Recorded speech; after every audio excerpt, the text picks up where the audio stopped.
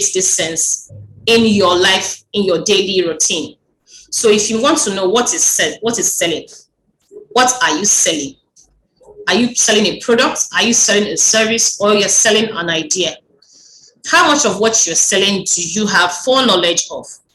When do you sell? I mean, when do you initiate that selling, that point of closure? You just want to close this person, collect the check, or close this person and confirm when to pick up the check or collect cash. Depends on the legal tender at that for that sale. If it's a transfer, there are so many numerous ways to close a sale. Please be jotting down, because there are terms I'll be using that are not normal terms, and you need to get used to them. So if you hear something new, please write it down. So we have designed, developed, and deployed a sense of self for you to master your craft, breathe it in its entirety. You breathe the aura, you have the charisma, you have the vibe. You have to exude all of this, and it has to bring you the sales. Exuding a charisma, a new charisma, an aura, a vibe about your brand that no one needs to ask you that, what are you selling, Paulette? What are you selling, Pastor Oba? They don't need to ask you. They're just going to be asking you, how am I making my payment? How do I plug into this, your idea? I need this product. I think my brother will need it. My sister in the Europes will need it. I need to get it to my grandma in the village. So selling is a process of offering value for value. So I give you value, you take value from me. There's what we call, the person selling to you. I am selling. Let me give you an example. You want something from me and you pay me $3.5 million, and I offer you what? $5,000. Okay, that's $5 million now. That means I've given you more value than you paid for. That makes you feel like you cheated me, right? I know what I did there. I made sure that you paid something for what I've given you, but of course, what I've given you is way more than what you have paid for. That leaves you happier, to give me that money. So at the end of this class, I want also to give me that review and say, okay, what you paid for, I think I got more value for my money. And that's only when I feel happy that I've sold to you. Otherwise, I'll have cheated you of your money and I'll return your money. What are you selling? What you are selling depends on your hobby. Please note that down. Your profession, or the impact story or mission that you want to deliver to the world. So I'm going to say something here. For me, I am in social impact. I'm a social entrepreneur. And literally what I sell is impact. I sell value. I sell personal development. I sell human capacity building. So I cannot be equated with a businessman. Why? Because what I sell is innovation, creativity. I'm bringing solutions to the world, sustainable solution to where there's a debt in human capacity, where there's a debt in capacity building, in personal development. Now, a businessman, I'm differentiating between a businessman and an entrepreneur now. I just wanted to divert into that quickly. A businessman will sell anything just to get money. He doesn't even mind selling his soul. He's only at the point of, after selling, that he now realizes, my soul is gone. So we must always know that as Christian women selling, we do not sell as businessmen do. Let me stop there for now so that I can go back to my class. But you get the difference. I'm still going to ask questions after. For those who are coming in late, they may not get that concept. Now, like I was saying, consciously take up research materials about your sector. Now, what sector are you selling? Whatever you're selling, what sector is it? Is it in humanitarian sector? Is it in fashion sector? Is it in the human capacity building sector? You need to define what sector your brand is, or your business, or your product, or your service is, and essentially make sure that you research extensively about every background information about the trade that goes on in your sector.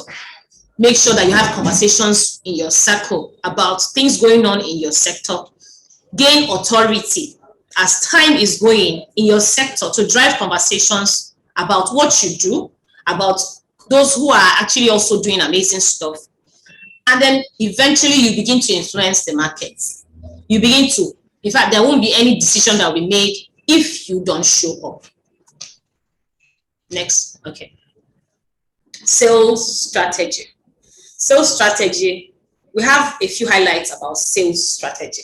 You see, when you're talking about sales, you are talking about what you want to sell, who you want to sell to, how you want to go about selling it, and then how you're going to project what you're selling, right? Okay, fantastic. So all of the strategies that are mapped out, that are implemented in a system used to track and execute a sales in a financial plan is your sales strategy. So everything you've mapped out, you're implementing, you are putting together, you are tracking it, because you need to track it, you need to evaluate, you need to monitor to ensure you execute, to ensure that a closure happens.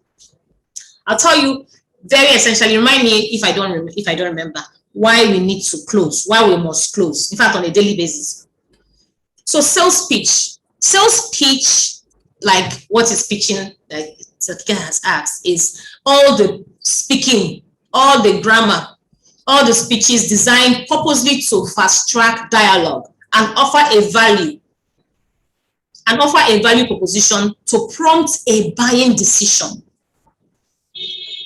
I tell you, I didn't look Google when I'm putting up these things. You can go and get your Google encyclopedia meaning, but this is my practical definition, so you will not see it anywhere. So whatever you do, can you repeat it again then, please? Sales pitch is any speech, any oral conversation you have that purposely you are doing it because you want to fast track dialogue and offer a value proposition to prompt a buying decision. So whether you are doing comedy, you are singing, you are opening your mouth and closing, maybe you're not saying anything. You know what you are trying to do. So it is a practical way of using even sign language, your body, whatever you want to do to transfer dialogue, information from yourself to the very next person. At the end of the day, you don't even waste time, and the person doesn't even waste time. And there's that moment that he just says, I want to buy. Okay, I'm going to go back again to it after now, but let's continue. Selling point. What is your selling point? If you remember, we said something about unique selling point the last time we had the conversation. Talked about selling, unique selling. What's your USP? We're all singing it. What's your USP? Now, selling point is that ultimate decision-making moment when both parties have agreed to reach a close, to climax. That's an excitement moment. Those who have science background will understand what I mean by excitement. When you are excited, when you, for instance, there is volcano eruption. When the volcano erupts, that moment when it erupts, the volcano is erupting with excitement. It just looks like fireworks is going on like that. That is your moment that you agree that you want to sell. Your buyer, prospect, or customer is agreeing to give you their money, happily to offer you their money. They're even asking you, do you want more money? This your product is amazing. We don't mind offering you more money for it. That means your pitch is pitch perfect. When people say pitch perfect, this is where it comes into play. So your part of your strategy for sales is your product knowledge. How much do you know about your product? You need to have excellent and proficient knowledge, excellent and proficient mastery of the product you are selling. You have to reach that classic point where your sales sense is on point and you can exhibit high level of excellence in terms of your brand, in terms of your product, in terms of your service. Am I going too fast? No. Okay. Prospect pain points. So we need to understand that prospect pain point is a driver of sale, and it's a fundamental aspect of sales that we need to closely look at. What is pain point? You say pain point. Okay, so I slap myself. I'm hot. That's a pain point. That's a pain point. That point where there's pain. So you need to identify exactly what your customer's pain point is. Where is he or she hurting most? Where are the children hurting most? I tell you, there's one secret I'll tell you. Most parents, their pain point is their children. That their children are going the right way, they're learning what they need to learn. That's why they cannot but put them in schools. That's why they cannot but put them, give them really nice clothes to wear, because they don't want them to feel or look odd in the midst of other children. So you need to identify the pain point of your customer, essentially, so that you can drive your sale. So if you have any product that has target children as the end user, note that word. It means that you are in business to make a lot of money, because parents cannot but listen to what their children have to say. Even when you are not selling, you are selling. I take, for instance, you dress well, you look good, you talk well. You are doing that because tomorrow you want to sell well. And that your customer who you are looking good for, or you're looking good to attract, will tomorrow recognize you because of the way you spoke, because of the way the conversation you had, the sympathy, the empathy, the way you showed emotions about the thing that concerned them. So you see someone that is in a very bad state, and you're able to help the person, maybe take them to the hospital, or just like Colette example. At the end of the day, it paid off later, not that day. Some sales magnet, let me call them that, will say, you must buy now. If you don't buy now, I'll kill you. If you don't buy now, you are in trouble with me. Why won't you buy? Do you want me to starve? You have not sold. You might sell that day, but tomorrow they will even come and arrest you in your house. So you need to identify all of these drivers. Even without a product, you can still sell. How do you sell without a product? Your idea, your conversation line. You have seen a solution and you want to offer it to the world. Talk about it. Talk about your suggestions. Leave it at that. Tomorrow, when it matters most, they will call you to come and give that your solution. Right? Cold call concept. Am I driving it too fast? If I'm driving too fast, I can apply brake. Out of cold call, what is cold calling? Take a break and take questions, Susan. Okay. Let me see. Okay. Take a break. End user, I love that. Okay. If you're not selling, you're selling. Okay. It would be nice for us to download the video. Okay, so I just want to a timekeeper as well, so that I allegedly do not run too fast or too slow. So how much time have we used here now? It's now 10 to 3. I'm sorry, 10 to 4. Okay, let me take some of the questions so that we don't drive okay, so maybe someone can help to read the questions to me, because okay, let me check. The only question I can see so far was the one about the pitch. What is the pitch? Okay. Can I get Kike to know if she still has any question, because I've already talked about pitch. Yes. Is she? Okay. Yeah, I only asked it for the benefit of others, because you didn't say anything about it when you were just talking about pitch. Okay. Did you get it now? Yeah, I know what it is, but I know that there will be people on the call that don't know what pitch is. That's why I asked the question. It's on the previous slide before the two quotes. Before then, you didn't say anything about it. Is there any other question? The other question is, so again, you mentioned about when you were talking about market segments, you don't sell to everybody. Now, obviously, when you're trying to make a sale, yeah, are you not trying to attract everybody? So what do you mean about not selling to everyone? Write down niche. N-I-C-H-E, your niche. Right, Yes, your okay. niche. Yeah. You need to know who, is in your niche. You need to know, identify those are, the people that essentially you need to focus on.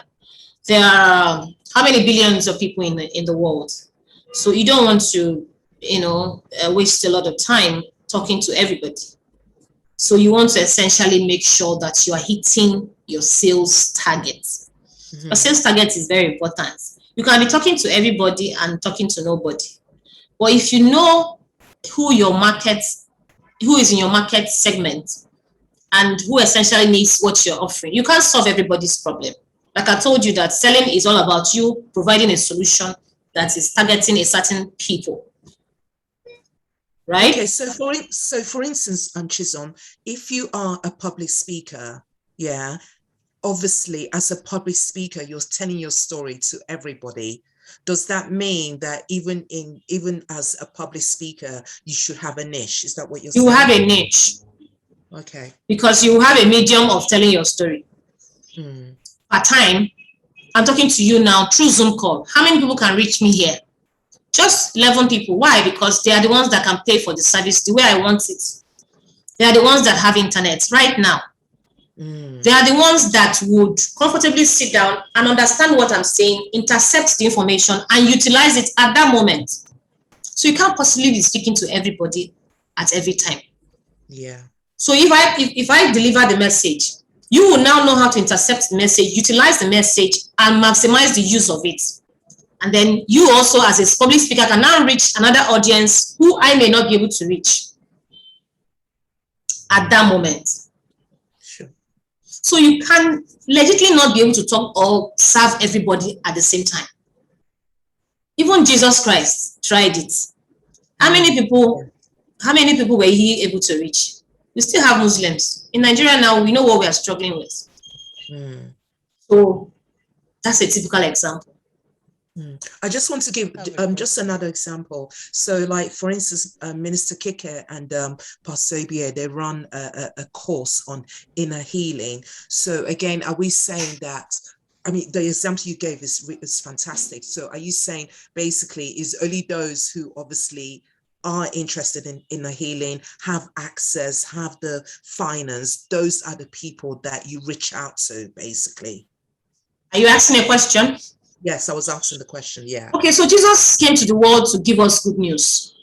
He said, go into the world, spread this good news. So for as many who have received the healing, we'll go and heal others.